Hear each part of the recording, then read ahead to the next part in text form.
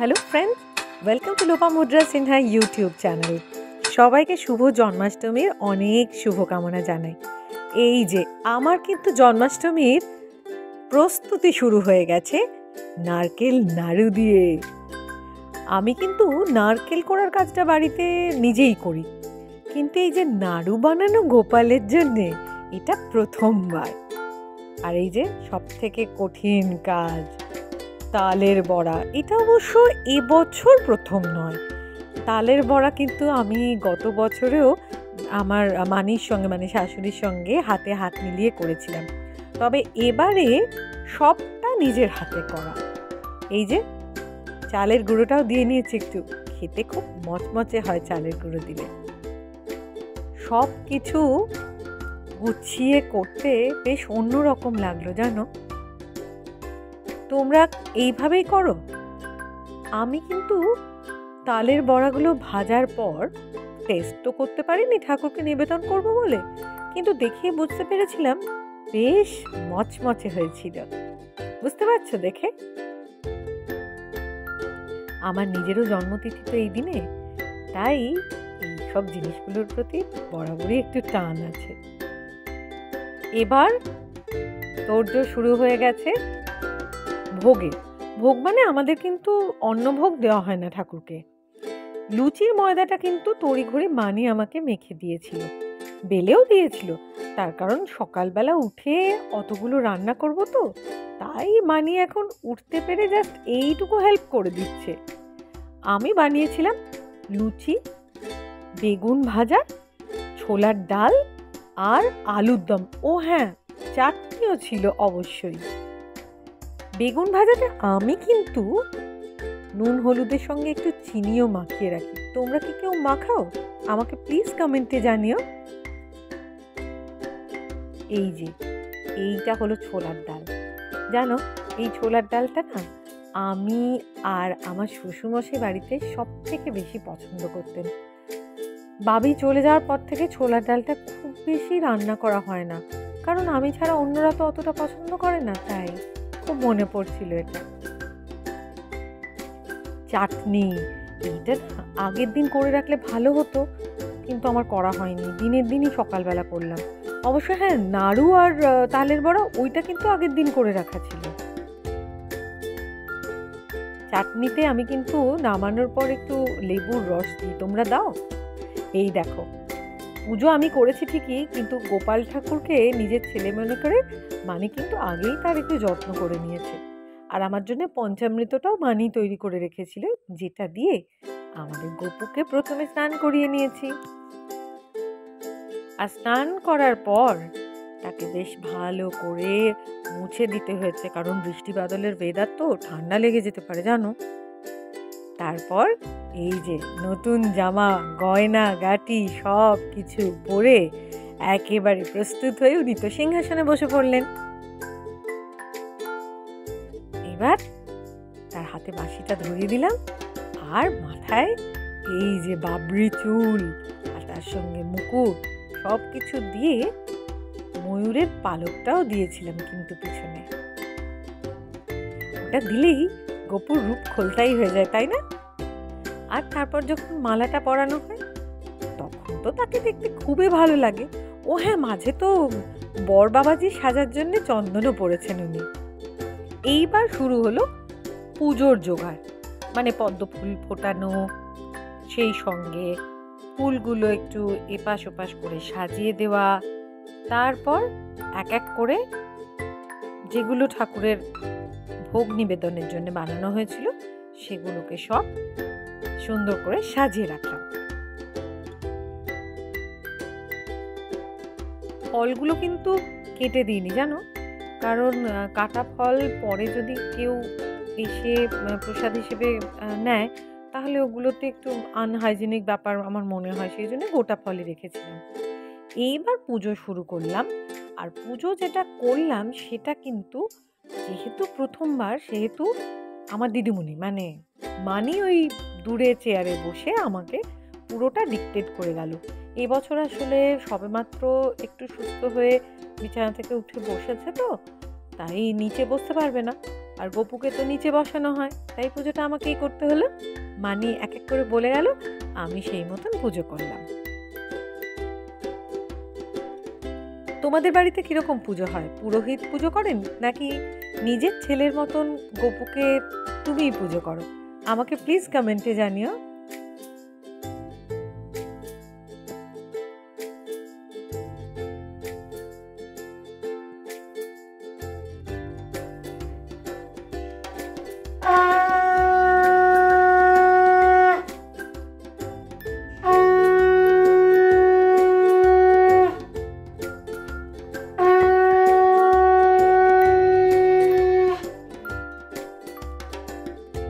গপুর আরতি সেরে নিয়ে পুজোর সমস্ত কাজ শেষ করে তাকে কিছুক্ষণের জন্য একলা রেখে দিতে হয়। অর্থাৎ আমরা সামনে থাকলে উনি খেতে পারেন না, তাই লোকচক্ষুর অন্তরালে গপু তো খাবে। আমাদের কিন্তু পুজো সেরে বেরিয়ে যেতে হয়েছিল।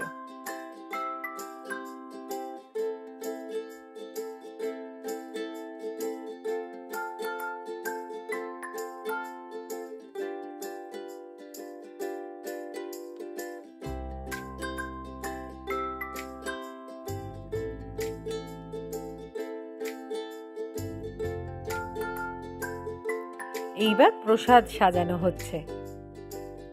কেন বলো তো? দেখো, আমার তারকা অতিথিরা এসে উপস্থিত। এই যে ছোট্ট কৃষ্ণ, ও বাবা ওটা কে আসছে? ও তো ছোট রাধা, কি মিষ্টি লাগছে। দেখো দেখো, ও বাবা মাথার ব্যাগটা তো খুলে পড়েই যাচ্ছে। রাধা কেমন সেজেছে দেখছে কৃষ্ণ, দেখেছো? সত্যি বলছি, এই জ্যান্ত ঠাকুরগুলো পুজোর মধ্যে না থাকলে পুজোর আনন্দটাই মাটি হয়ে যেত। আর একজন রাধা এসে গেছেন। ওরে বাবারে কি সুন্দর সেজেছে, প্রত্যেকটাকে কি মিষ্টি লাগছে দেখো একবার। ও বাবা, বড় বলে ভাইকে হাত ধরে টানছে কেমন, সো সুইট। তালে তাল দিয়ে নাচ শুরু করে দিয়েছে একদম। আমি জানি না, আমার কেন জানি না মনে হচ্ছে জন্মাষ্টমীর এই উদযাপন কিন্তু পুরো বৃথা যেত যদি এই জ্যান্ত ঠাকুরগুলোকে আমি আমার সঙ্গে না পেতাম।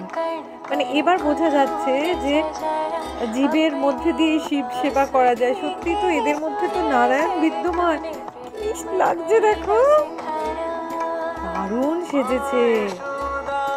এই ছবিটা ম্যানেজ করছে কি করে আমি জানি না।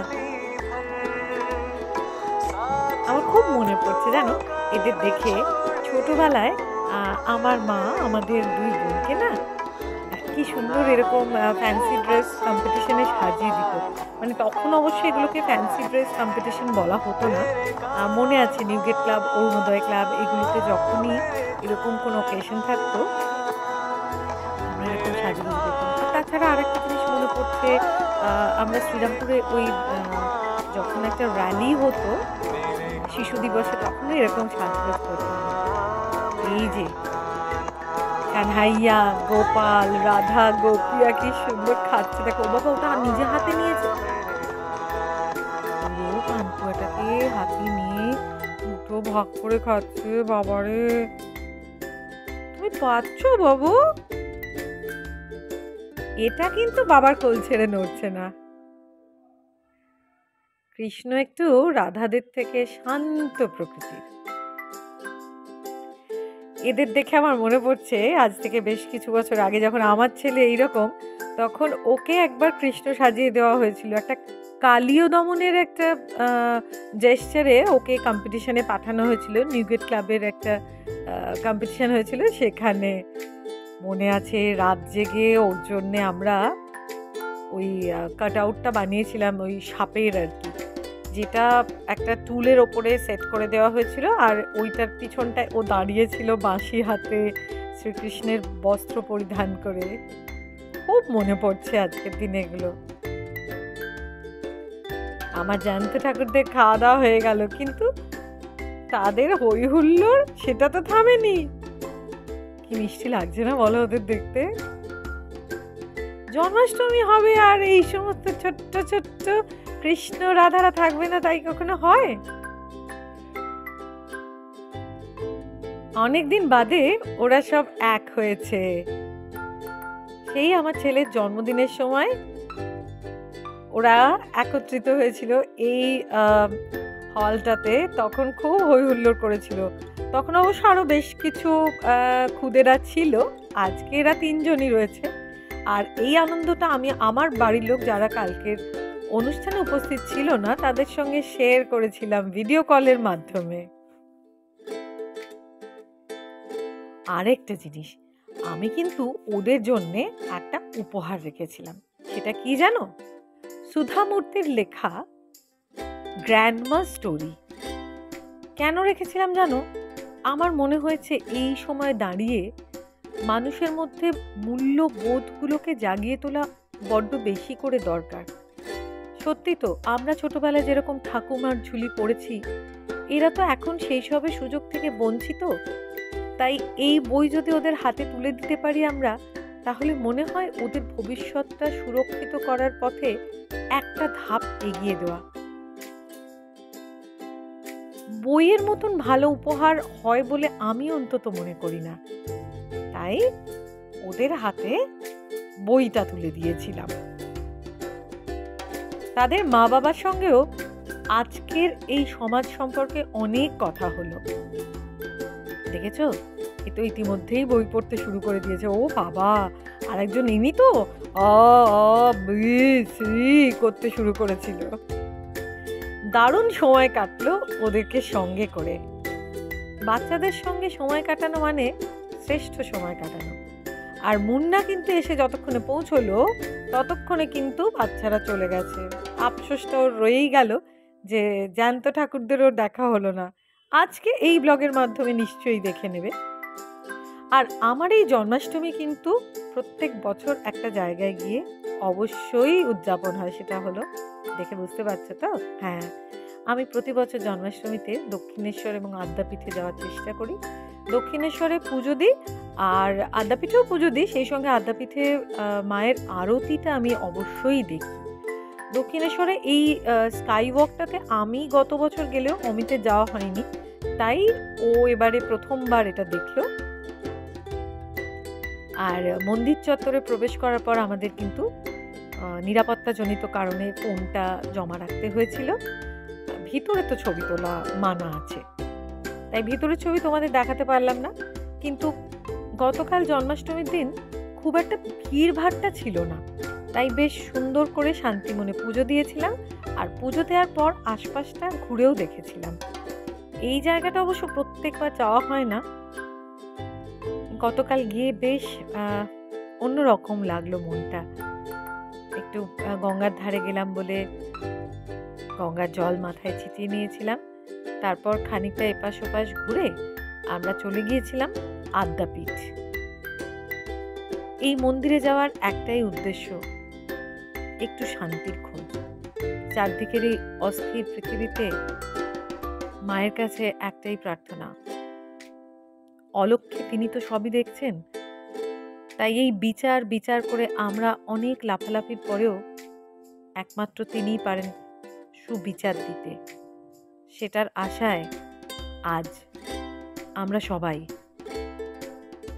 চারপাশের যে অন্যায় অবক্ষয় তার বিরুদ্ধে আমরা সোচ্চার হচ্ছি।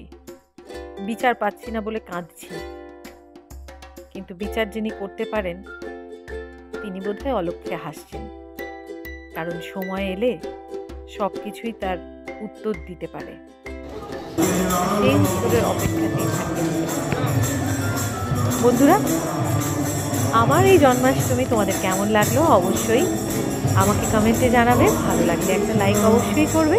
আর চ্যানেলকে যারা এখনো সাবস্ক্রাইব করোনি অবশ্যই সাবস্ক্রাইব করে নিন। আমার পরিবারের সদস্য হলে খুব ভালো লাগবে। সবাই খুব ভালো থেকো, সুস্থ থেকো। দেখা হবে পরের ব্লগে আবারও একটা নতুন বিষয়ের সঙ্গে। তাহলে আজ এখানেই শেষ করছি। আজকের মতো টাটা।